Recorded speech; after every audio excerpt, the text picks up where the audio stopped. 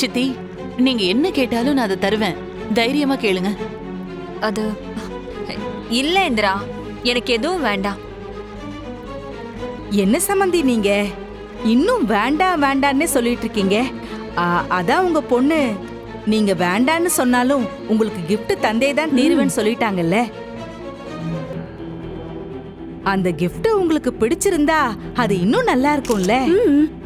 அதனால என்ன கேட்டாலும் உங்களுக்கு பிடிச்ச மாதிரி நல்லா பெருசா கேளுங்க. சித்தி, தயங்காதீங்க. உங்களுக்கு என்ன வேணும்னாலும் கேளுங்க. நீங்க கேக்குறது எதுவா இருந்தாலும் கொடுக்கறதுக்கு நான் ரெடியா இருக்கேன்.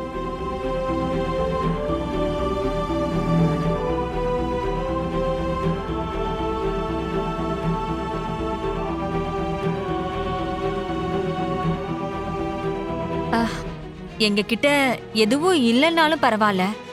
அதான் எங்க கிட்ட எல்லாமே இருக்கே இந்திரா. நீ எங்களுக்கு எந்த குறையுமே இல்லாம பாத்துக்கிற. அதெல்லாம் நானா உங்களுக்கு பார்த்து செஞ்சது சித்தி.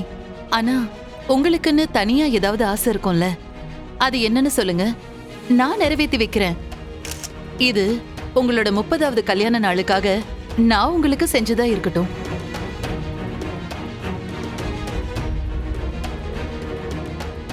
அவங்க வேணும்னே ஏதோ பிளான் பண்ணி பிரச்சனை பண்ண பாக்குறாங்க. அண்ணி எதுக்காக அவங்க கிட்ட வாண்டடா பேசிட்டு இருக்காங்கன்னு தெரியலையே.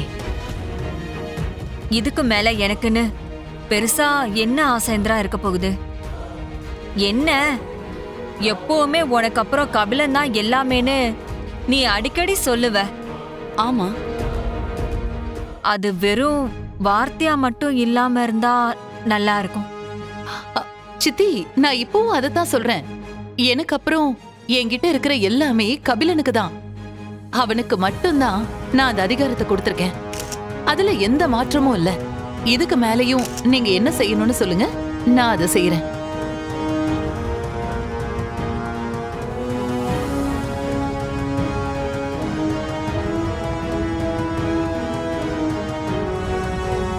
ஒண்ணும் இல்ல இந்திரா, மனுஷங்களோட வாழ்க்கையில எப்ப என்ன நடக்கும்னே நமக்கு தெரியாது.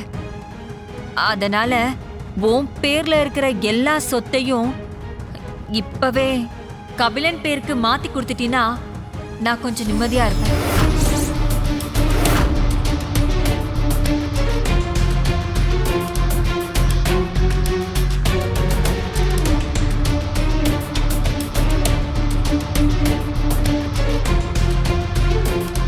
அவ்வளவுதானே சித்தி, செஞ்சுட்டா போச்சு.